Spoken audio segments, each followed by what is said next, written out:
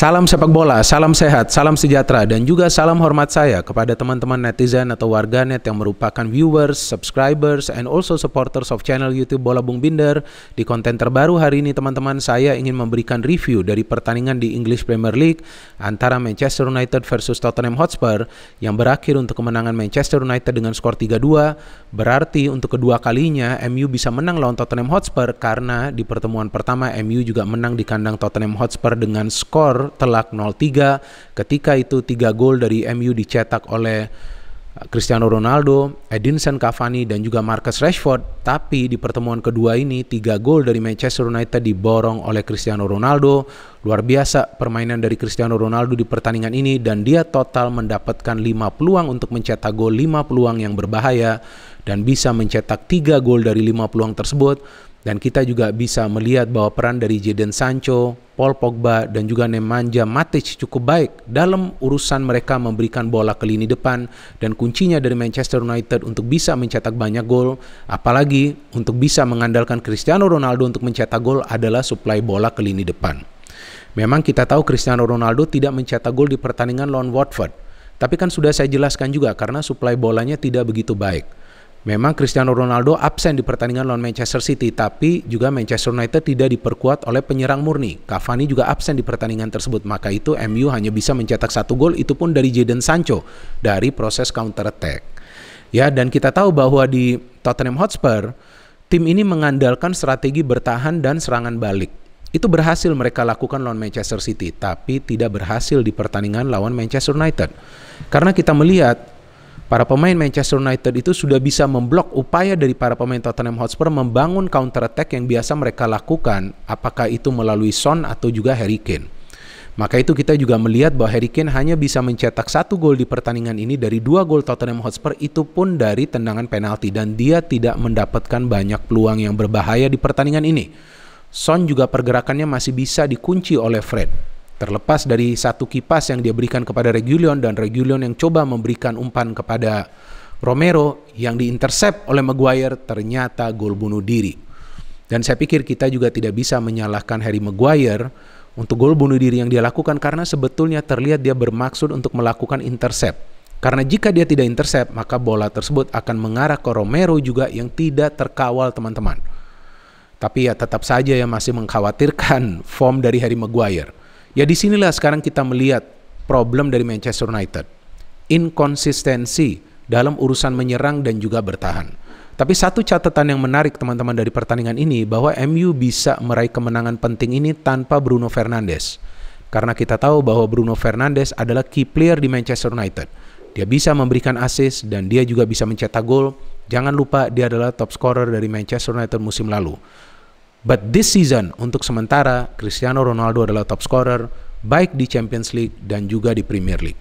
Dan ini adalah kemenangan yang penting teman-teman untuk Manchester United, karena mereka perlu menggeser Arsenal yang sebelumnya berada di peringkat nomor 4. Oke, saya ingin dulu memberikan informasi tentang line-up kedua tim ya. Dari Manchester United dulu, David De Gea, Dalot, Varane, Maguire, Hess the captain, Telles, Matic, Fred, Rashford, Paul Pogba, Sancho, and of course Cristiano Ronaldo. Dari Tottenham Hotspur, Harry Kane, Son, Kulusevski, bagus juga Son dan Kulusevski, tapi cuma bisa kotak-katik bola aja, tidak banyak passing-passing akurat yang mereka bisa berikan kepada Kane, dan sebaliknya juga bagi Harry Kane, pressingnya cukup bagus dari para pemain MU, apalagi dengan adanya Pogba yang bermain cukup agresif di pertandingan ini sampai dia mendapatkan kartu kuning, sama juga dengan Fred. Matic kita tahu tidak banyak biasanya melakukan tackling ya, tapi dia lebih sering diandalkan untuk memberikan direct pass ke depan, dan dia berhasil melakukan itu. Jika saya tidak salah itu umpan dari Matic yang dia berikan kepada Sancho, dan Sancho menyodorkan umpan kepada Ronaldo yang mencetak gol kedua di pertandingan ini untuk Manchester United. So kita lihat ada Reguilon, ada Højbjerg, ada Bentancur, ada Doherty, ada Ben Davies, ada Dyer, ada Romero. Ben Davies sebetulnya sudah mencetak gol, tapi memang dia berada dalam posisi offside setelah dia mendapatkan umpan dari Son di babak pertama. Hugo Lloris, not a good performance from Lloris ya. Tidak begitu baik performanya, terlepas dari 2 penyelamatan yang dia lakukan dari Ronaldo, tapi saya melihat form penjaga gawang ini mulai menurun. Dan kita lihat from the flow of the game, terlihat para pemain MU ingin mencetak gol terlebih dulu, dan mereka berhasil melakukan itu ketika ada peran dari Fred yang mengambil bola dari salah satu pemain dari Tottenham Hotspur, memberikan umpan kepada Ronaldo, dan saya pikir ini bukanlah gol yang spekulatif atau berbau keberuntungan, karena terlihat Ronaldo sudah punya feeling atau tentu naluri untuk bisa mencetak gol dari situasi ini, karena dia tidak ditutup sama sekali, dia tidak ditekan sama sekali, maka itu dia lepaskan tendangan yang keras yang bisa menjebol gawang dari Lloris. Setelah tertinggal 1-0, nah kita melihat Tottenham Hotspur keluar menyerang, tapi Tottenham tidak bisa banyak mencetak gol di pertandingan ini teman-teman, karena memang mereka tidak bisa banyak menciptakan peluang. Bahkan di babak kedua saya tidak melihat ada satu pun peluang yang berbahaya dari para pemain Tottenham Hotspur, terlepas dari gol bunuh diri Harry Maguire. And ternyata mereka bisa menyamakan kedudukan. Nah, inilah yang perlu diperhatikan oleh para pemain MU. Jangan sampai mereka melakukan kesalahan. Nah, saya melihat Telles itu sayangnya mengangkat tangannya ketika Kulusevski coba untuk memberikan crossing. Ya jelas itu berarti handsball di dalam kotak penalti, dan penalti untuk Tottenham Hotspur yang bisa dikonversikan secara baik oleh Harry Kane. Kita tahu Harry Kane adalah pemain yang bisa mengkonversikan penalti dengan bagus, dan kita lihat dia juga untuk sementara ini adalah top scorer dari Tottenham Hotspur. And after that, MU harus respon. Saya melihat peran dari Pogba cukup baik, dia mendukung serangan dengan begitu bagus, walaupun dia tidak sebaik seperti Bruno Fernandes dalam urusan memberikan umpan, tapi paling tidak beberapa kali passing-passingnya di tengah juga bisa melibatkan Fred, Sancho, dan juga Rashford yang membangun serangan yang cukup rapi.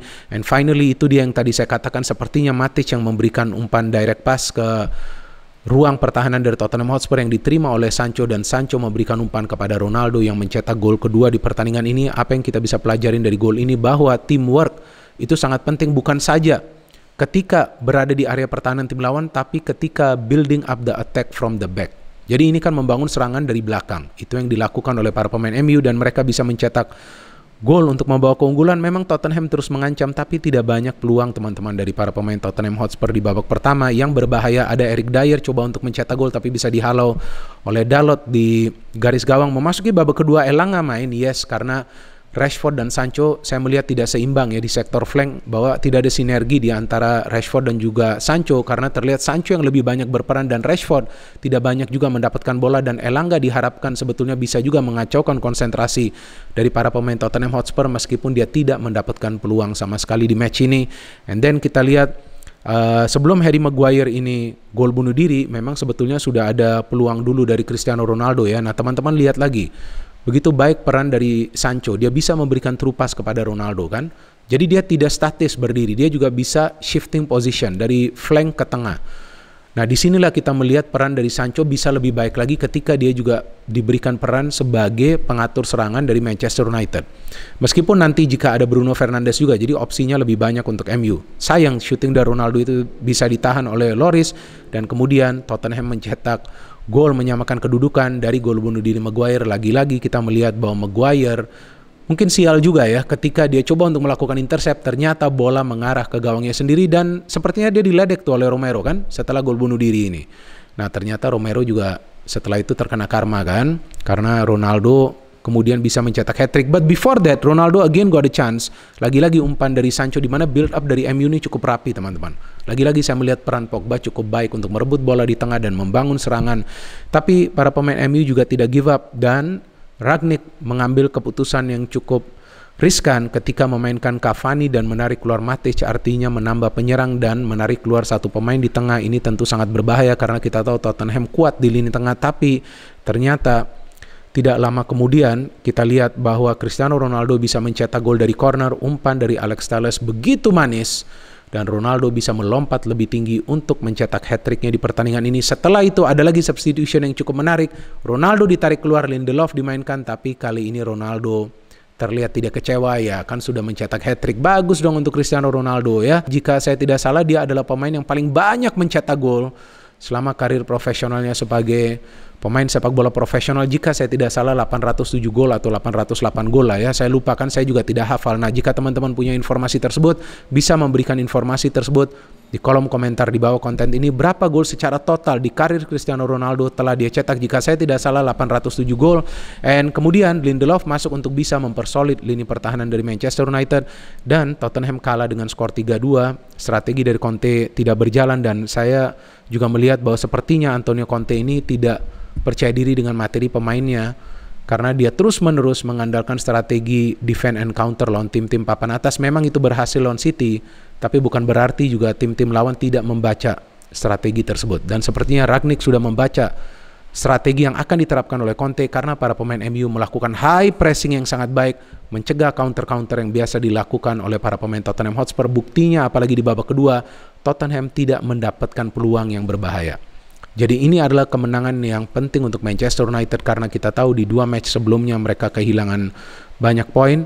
Ya, tapi kan masih ada pertandingan Arsenal lawan Leicester. Jika Arsenal menang, maka Arsenal akan kembali menggeser Manchester United dari peringkat nomor 4 untuk sementara. Tapi paling tidak kemenangan ini memberikan kepercayaan diri kepada para pemain MU yang setelah ini akan bermain di pertandingan Liga Champions babak 16 besar leg kedua lawan Atletico Madrid, yang juga adalah pertandingan yang maha penting.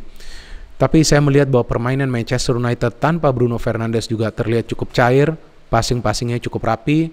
Ya, tapi Bruno Fernandes juga tidak bisa lama absen ya teman-teman, karena lawannya juga ini kan adalah Tottenham Hotspur. Ya mungkin kalau lawan City berat juga MU ya, tanpa Bruno Fernandes. Ada Bruno saja gak bisa menang, apalagi nanti kalau lawan Liverpool atau juga Chelsea. So we wait for other matches of Manchester United, dan tentu saya harapkan bahwa MU juga bisa bangkit agar persaingannya dengan Arsenal akan semakin seru untuk bisa mengakhiri musim kompetisi ini dengan berada di zona top 4 agar bisa bermain di Champions League musim depan.